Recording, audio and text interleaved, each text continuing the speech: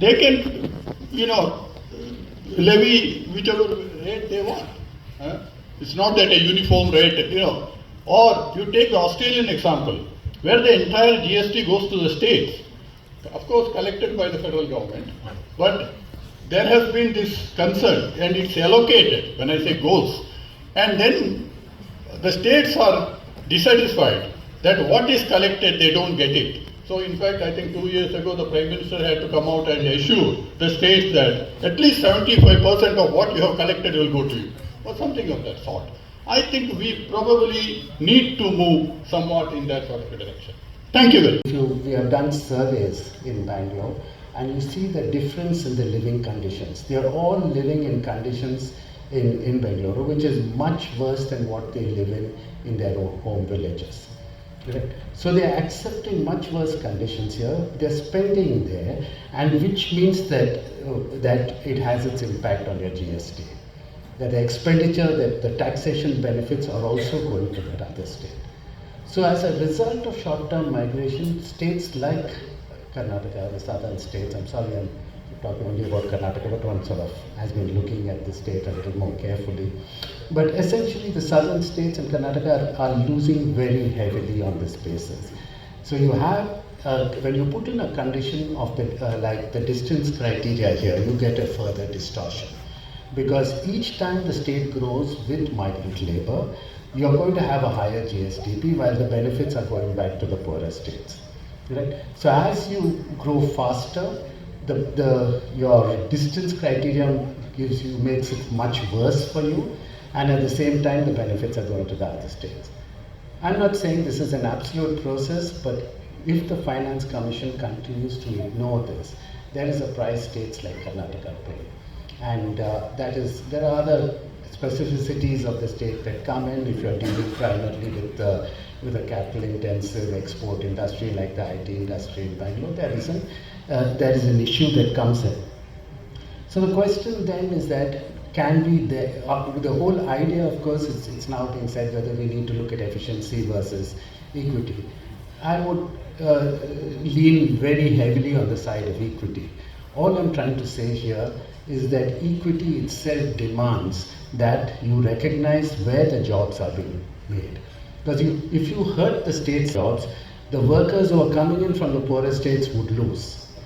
You're actually hurting the poorer states when you stop states from creating jobs for them. Right?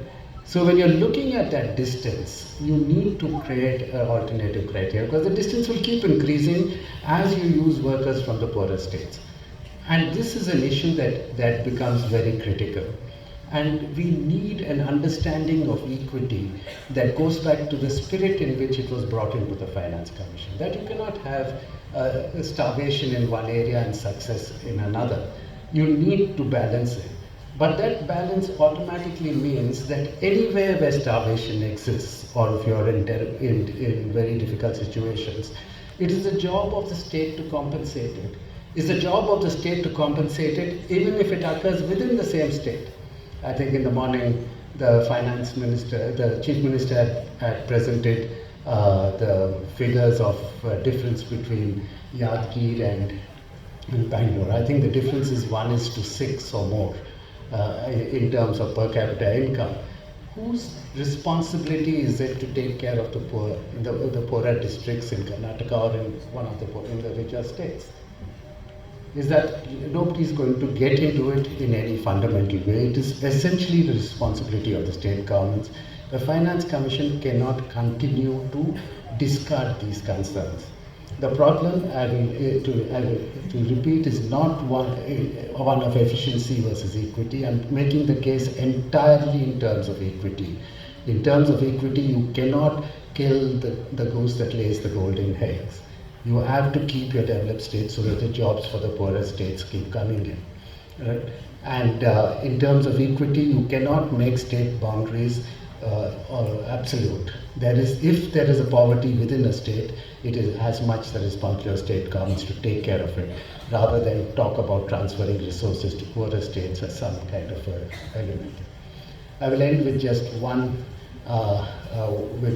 point, and that is that we are dealing with a situation where where the economy is getting integrated in multiple ways. Whereas the original Finance Commission's approach is one in which state governments have, or state economies are completely autonomous. So you're only concerned about transferring money from one state economy to another.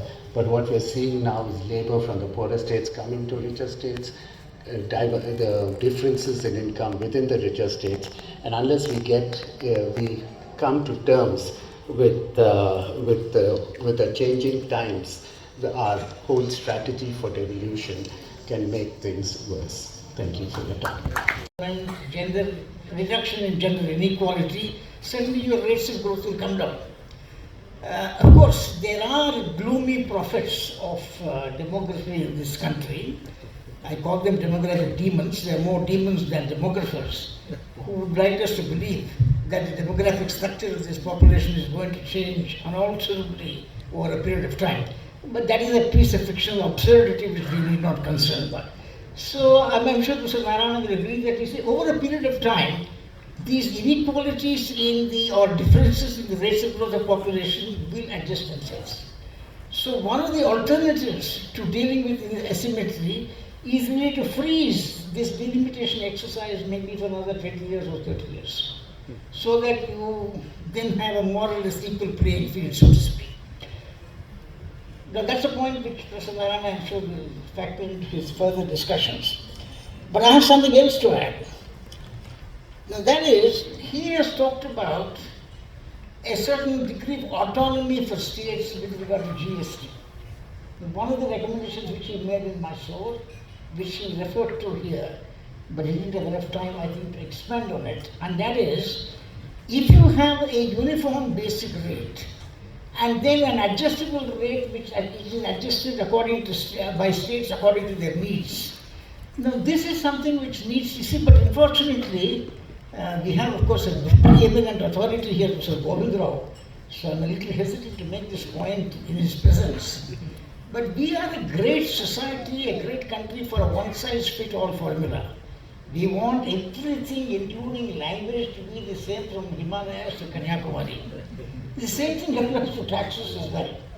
Now, Professor Narayana has pointed out in one of his writings that the needs of a state like Kerala in terms of healthcare are very different from what it is in the case of Karnataka or Tamil Nadu. So this is a point which I think needs to be emphasized and followed up. Why not think in terms of giving a little autonomy for states, in terms of this extra? You have a basic uniform rate which applies across states, then you have another one which is adjusted by states. In a sense, you are also, to use that very awkward phrase, incentivizing them to be innovative. I don't know whether this is politically possible or not, but it is certainly something worth pursuing.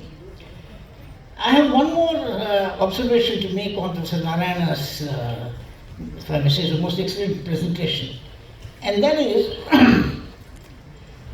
you see, when we talk about differences across states in terms of democratic requirements, in terms of so many other factors, there is also another thing, that this union of states, somewhere we have built into our system a recognition that those states which are relatively more advanced in terms of economic growth or development, whatever indicator you have, that they also owe a certain duty to those who are lagging behind. I cannot say, Karnataka is ahead of other states, so give us more, because we have done well. See, tomorrow you can apply the same logic within Karnataka and say, I have known people saying it. You see, if people in northern Karnataka have not developed, it's their fault. Now, ಮಾಡೋದೆಲ್ಲ ಮಾಡಿದ್ದೀವಿ ಅವರು ಮುಂದಕ್ಕೆ ಬರ್ದಿದ್ರೆ ನಾವೇನು ಮಾಡೋಕ್ಕಾಗುತ್ತೆ ನಾವು you see, I think when we talk about asymmetry, this I think has to be remembered, that we are a union of states. Constitutionally we say we are a union of states, and therefore there is a built-in duty to recognize our obligations towards those who are slightly less well off. This is a point to be kept in mind. Very often when we talk about asymmetry, we say, yes, why not? Karnataka, Kerala, etc. are doing very well. Of course they're doing well. That's also because in a sense they're getting penalized, maybe. But this is a factor to be borne in mind, that we have a certain duty to foster not equality, but at least equity in terms of development across states.